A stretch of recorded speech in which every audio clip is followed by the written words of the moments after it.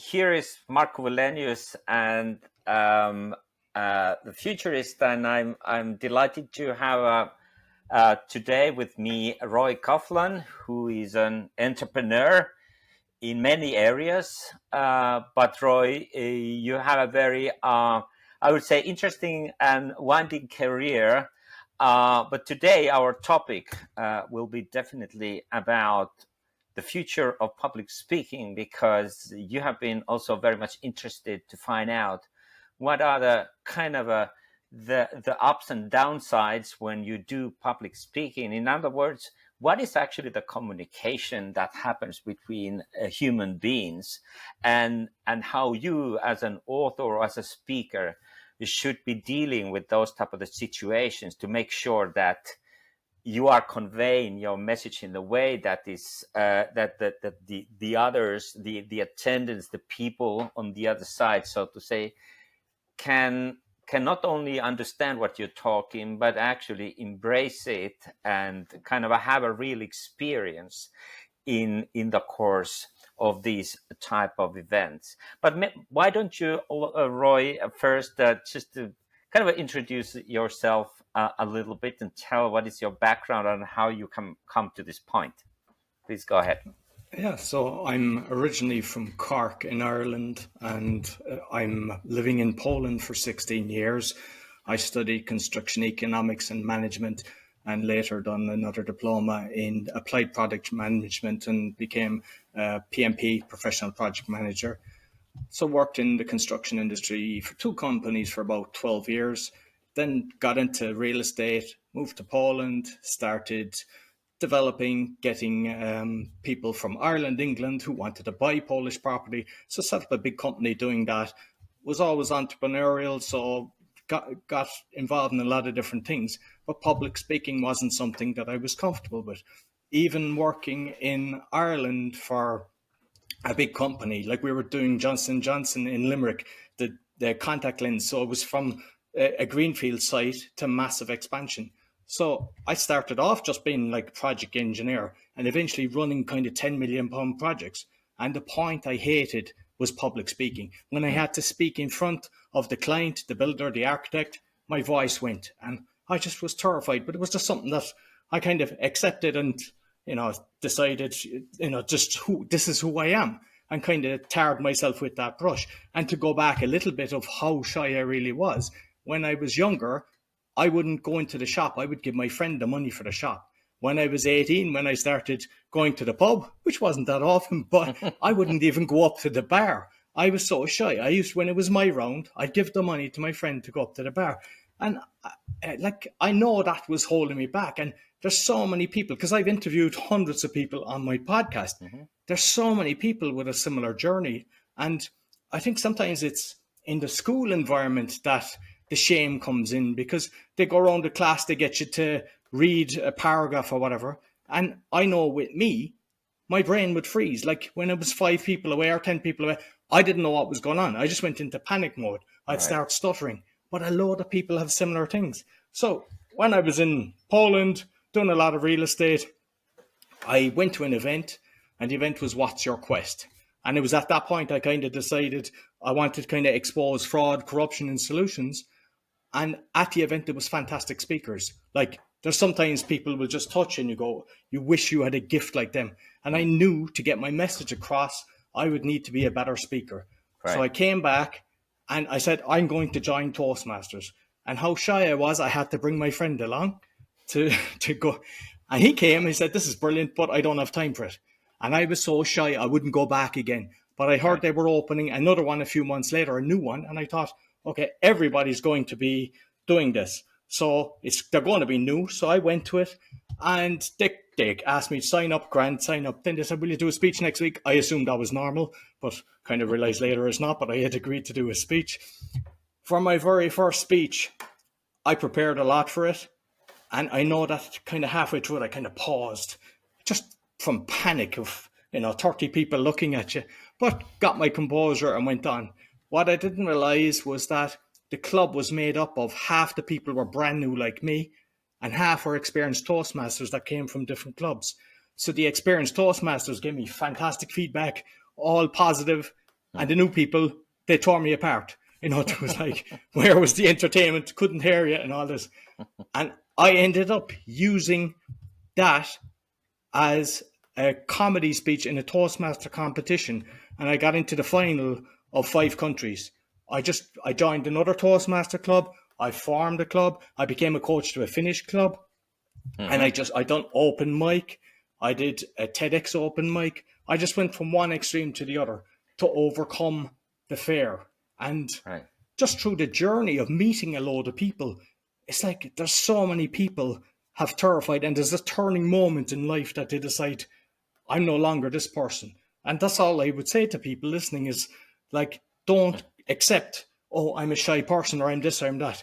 You can, like, listening to what I have overcome, and I've heard worse, anybody can overcome the fear of public speaking. That's a fantastic story, Roy. Really, and it's really about how to turn your weakness into the strength. And honestly, I have a bit of the same kind of a background. Maybe not so extremely shy or fearing as you did, but I remember many times when I had the problem in my youth. I had to speak out, but I lost my words completely, particularly if there were more people around. I just simply didn't remember.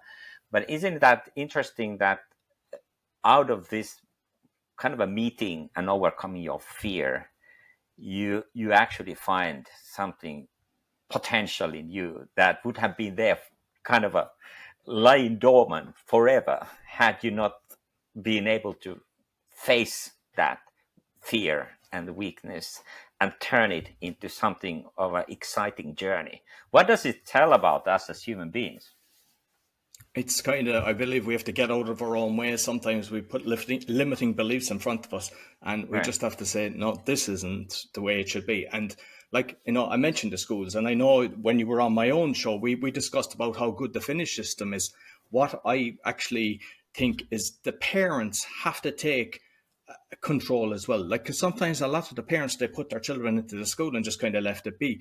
With me, my eldest daughter, she's now a teacher. She was teaching in Abu Dhabi, and what I did when she was younger is I was kind of making sure if she wanted in the shop that she'd go up, and that, I was like playing teacher on the blackboard. I bought her a kind of blackboard, chalkboard, whiteboard, and she was teaching me with my son. My youngest son is 9. I do the same thing. If he wants something, he goes up and asks. Like, I know he asks in a restaurant, he does everything, because I've actually not been money coddling him, not standing in the way, not doing everything from him. So sometimes I think the parents as well are at fault for not allowing the child to build their confidence on their own.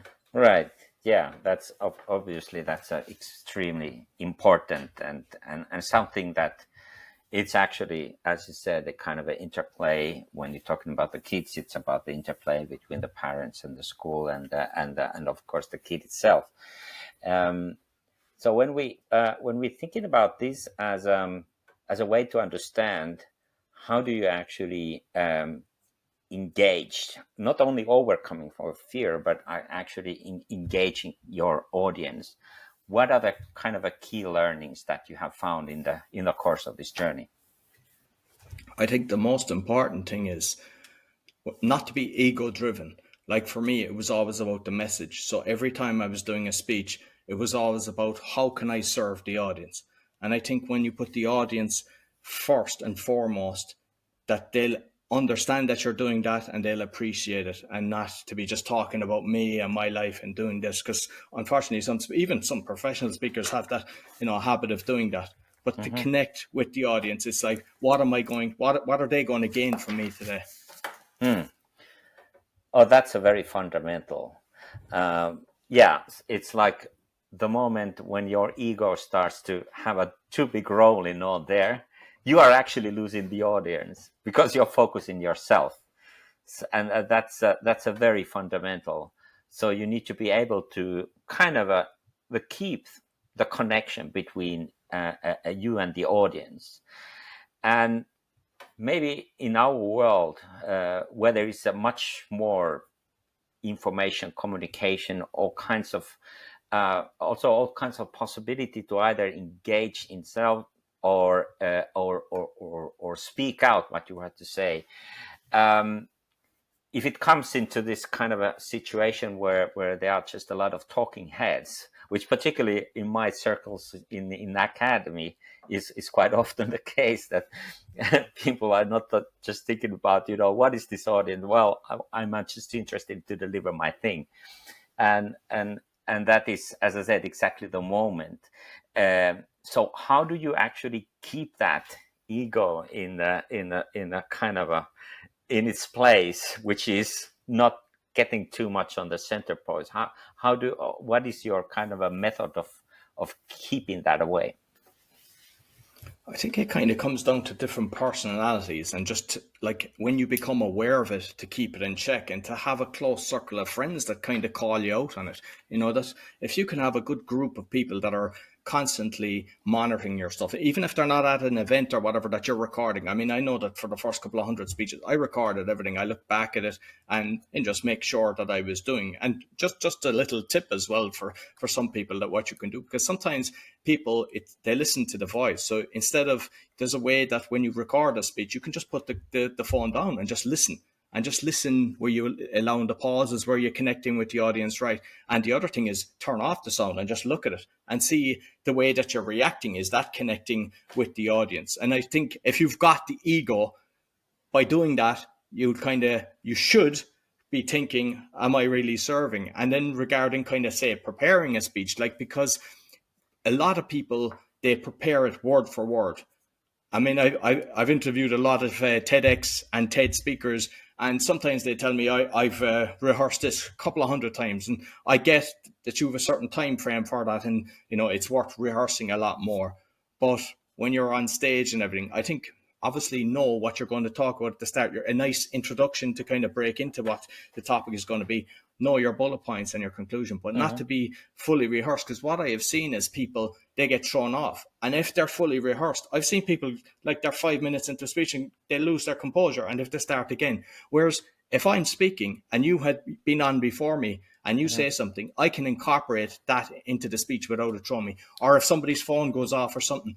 So I think trying to be in flow, and it's just practicing that, not to be too regimental on how you're actually preparing a speech. Yeah, I have tried sometimes to read a speech word by word and try to make it in a whatever eloquent way, but it doesn't work. It just doesn't work. It's very hard. So I completely agree that actually the way to keep yourself sort of connected to the audience means that you need to use actually your own intuition in a way. Let that kind of flow into, the topic anyway.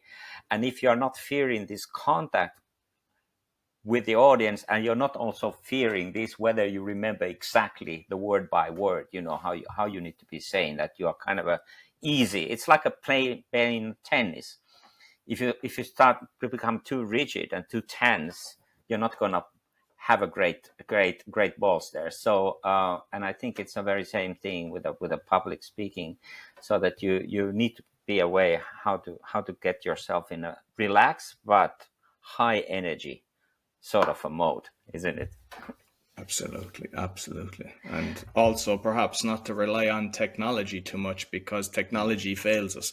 So, like, one of my earlier things was I wasn't projecting my voice good enough.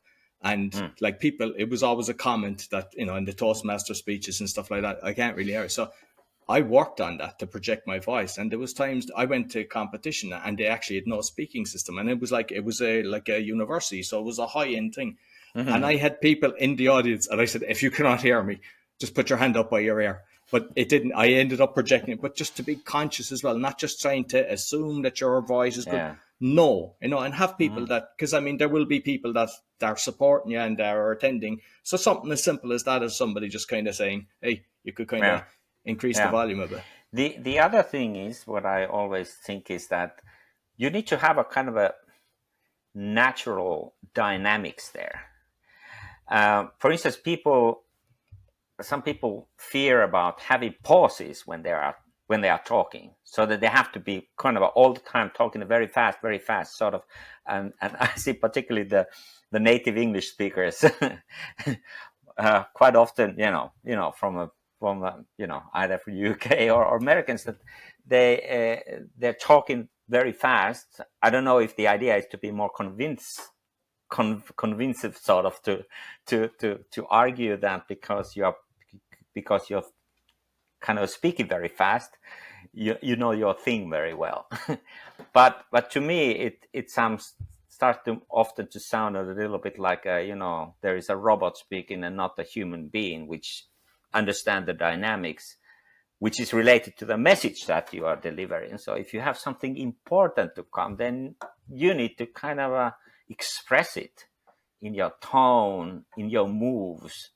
We know how different, let's say Italians are, let's say, to Finnish in their body language, but body language is also hugely important. And but all that adds up to this kind of a sort of a natural dynamics that I see that keeps the also intensity between the audience and the speaker. What do you think? No, absolutely. And like you kind of have to take into account the audience as well. Like I spoke at Mind Valley University last year, and I knew there was all different nationalities. So I intentionally slowed it down a bit. But also, like you mentioned, the pause. Some people are uncomfortable with the pause and get Yeah. comfortable with the pause. If you're putting humor in, a lot of times people are more concerned about the time and not allowing the people to laugh. And if you start continuing on when they're in the middle of a laugh, then they don't know whether to laugh because they're afraid they'll miss the thing. So you have to adjust, because what I've noticed is even going through competitions at different levels, when you're in a small club with maybe 20 people or 30 people, yeah, you get a bit of laughter. But when you've got a couple of hundred people, there's more laughter because people are laughing at other people the way they laugh and just, the way the atmosphere is going.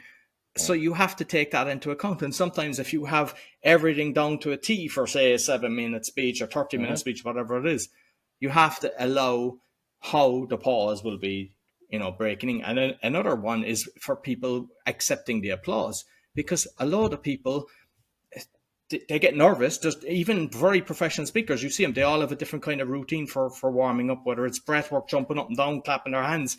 But I have seen some people that have been on stage a lot, and as they're finished, they don't even stand to just acknowledge the crowd and accept the applause. And two, as they're coming down, you can see them going, oh.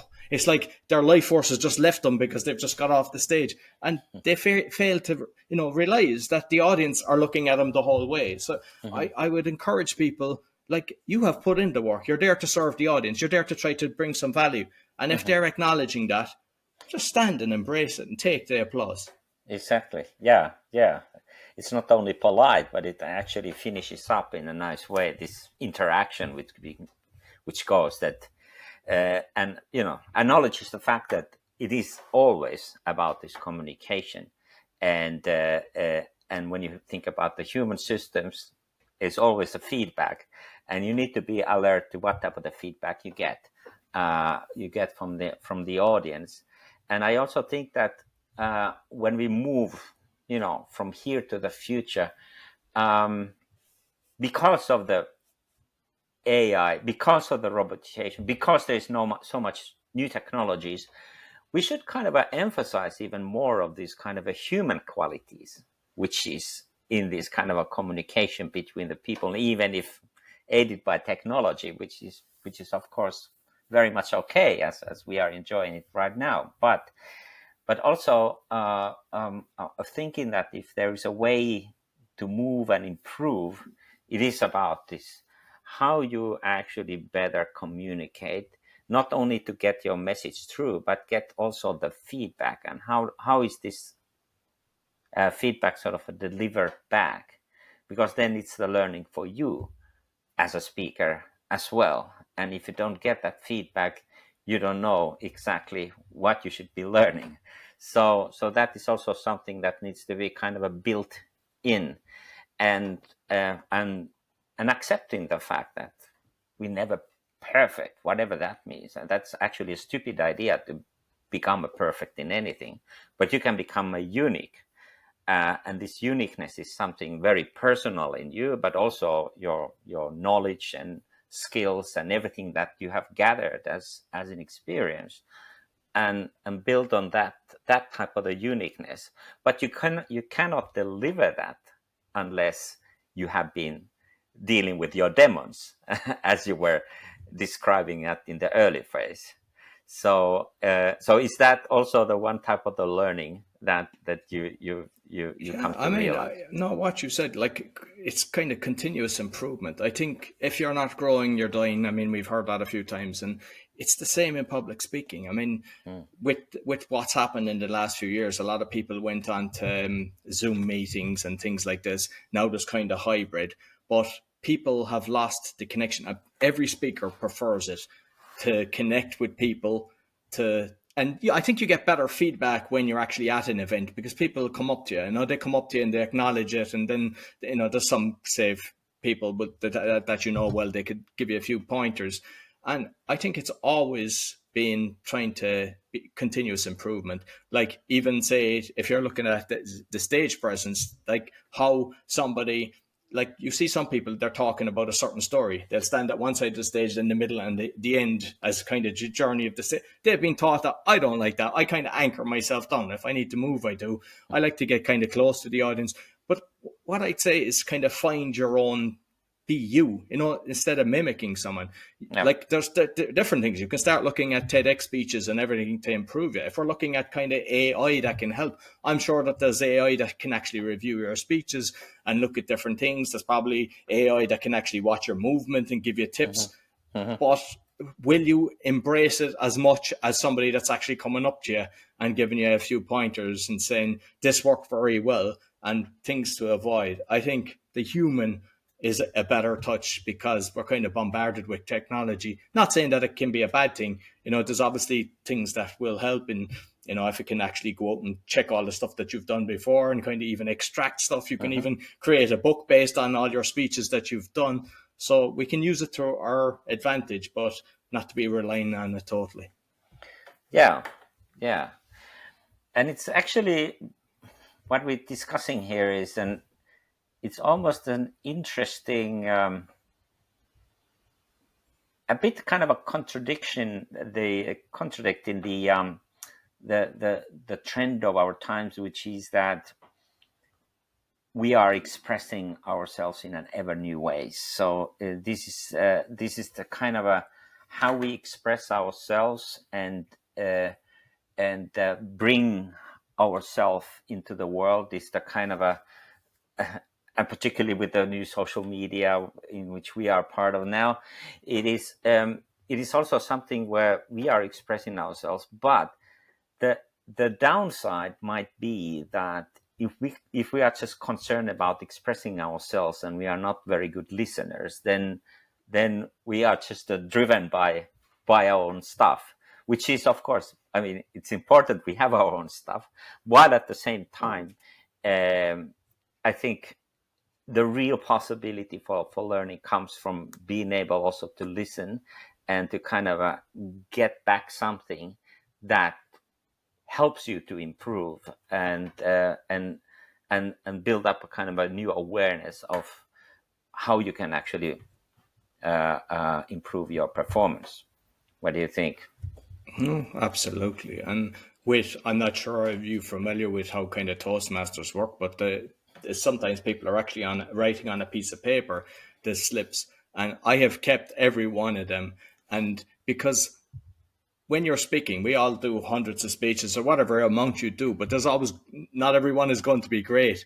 And sometimes you might knock your confidence, or just even if it's a social media thingy, and just having a book of positivity, things to actually look back on, things to remind you of what you've done good, to get you back in that zone, that you don't get thrown, because something can go wrong. Technology can fail you, and no matter what you've done, maybe the mic goes bad. And like I remember even doing a competition, and I was online for about 6 hours, and it was when I was speaking, my computer shut down halfway through the speech. And it's just not to beat yourself up about these things, because a lot of the times people, when something happens, they kind of throw in the towel and go, no, this shouldn't be. And it's just a case of, all right, how can I learn from this? Whether it's a technology thing, whether it's that the audience didn't understand you, and just go out. And if you have the list of the audience, know what was the problem, just even better to do one-on-one and talk to people, and just make sure that your next speech is actually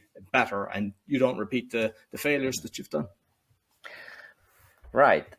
So Roy, if you were to tell people that what is kind of your three most important points as a kind of a checklist for anybody thinking that, okay, I want to actually to go on that road. I want to become a much better public speaker because I see that there is so much opportunities, and I think that's kind of on my field. But I'm not really. I feel I'm not really great in that. I'm just the beginner, and but I need to be focusing on something. What do I really need to do in order to improve my performance? What would be your three tips there? Well, one is take it as a project. So I'll give an example of things that I done. I bought TEDx books. I bought great speaking courses. So you're learning from the likes of John F. Kennedy and stuff like that. And so make it a project that you're doing it. If you can join a Toastmaster club, because it's very reasonable, less than $100 a year, and you get to meet people, you create fantastic relationships, you're in a supportive environment. But if like finances aren't a problem, there's people that do kind of weekend courses that are all in, and you can actually get to do a speech within 3 days because of the way that they're training you. So you don't have to do the slow route that I kind of done.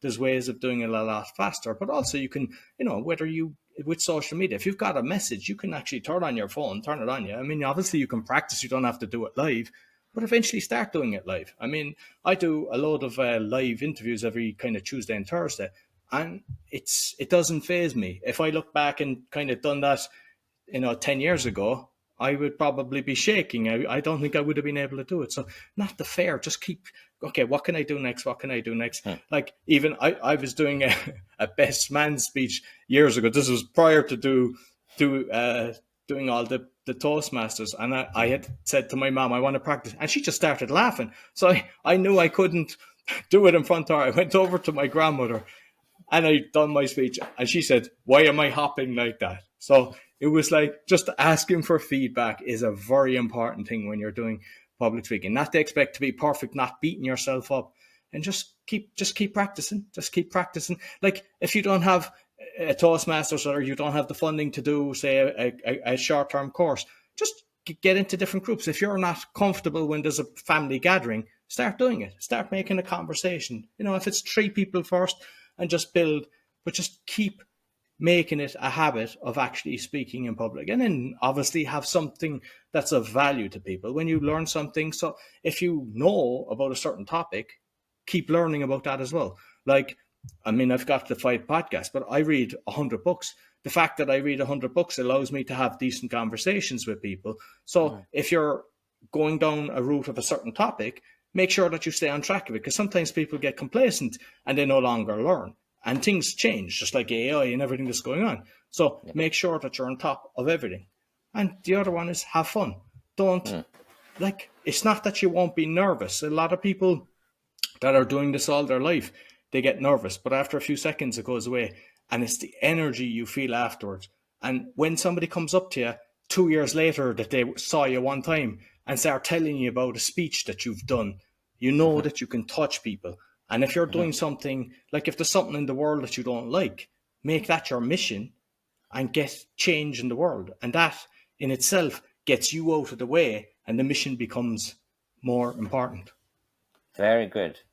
Oh, thank you, Roy. This was a great conversation, and also I see. I cannot help thinking that since you come from Ireland, the island is always been a land of great narratives, great authors, certainly, and every time I go there, I find that this kind of a friendliness between the people in a communication is almost like astonishing, because it's very immediate. It's people are very easily approachable, whether you are in the pub or wherever you are, and so there is a certain quality there that I found it interesting, and has to do with this kind of kind of a spirit of the nation, which is of course then exemplified in each of you. But as you say, your story, how you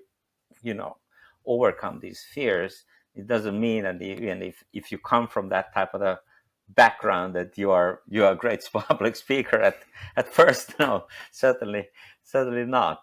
And so it is this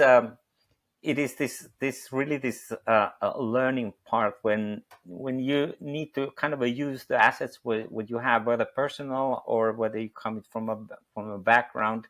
Yes, I may understand some things about education because I come from Finland, but doesn't mean that I know everything and I have a best ideas about the education of the future. But certainly with the background, you can tap into that and actually find it, even if it takes a lot of learning in between to do that, because ultimately we're talking about the human potential and how we are actually using that and how we make better use of that, not for ourselves so much and only, but really how do we contribute. And this idea of the contribution, I think you brought it up also many times during our conversation, is really, if you focus on that, okay, what is that I want to contribute to people that are listening to me or reading me or whatever, then that changes the whole angle. And I have a strong sense that particularly with the new upcoming generations, they see that it's not, the life is not so much about gathering whatever to yourself, but actually how can you make a difference, how can you contribute. And hopefully this is not just my illusion, but I strongly feel that this is. And then also this how you come up and say what you think, even if it's in opposition to what is currently happening in the world, becomes also much more important. What do you think?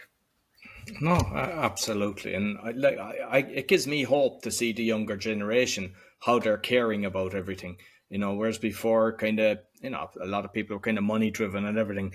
The younger generation, they're conscious of all the issues going on in the world, and they're kind of looking for solutions and coming together. And a lot of times, different generations are they're thrown in the towel. I think there's no hope, there's no future to humanity.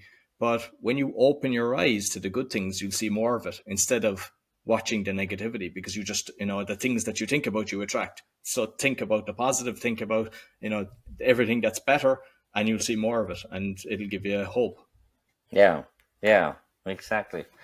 Very well put. And maybe we could conclude our discussion to this last point of yours, and just hope that anybody who listens to this get their ideas that, okay, this is the way that I can move forward with improving myself in a public speaking, and also knowing just simply myself better and overcoming the obstacles and the challenges that each one of us sort of faces in our lives. So Roy, thank you very much once again. Can you tell to the audience how they can find you in the social media, please?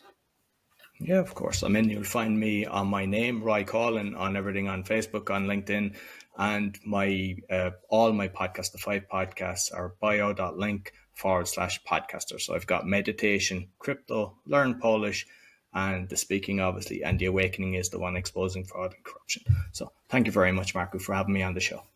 Thank you very much, Roy.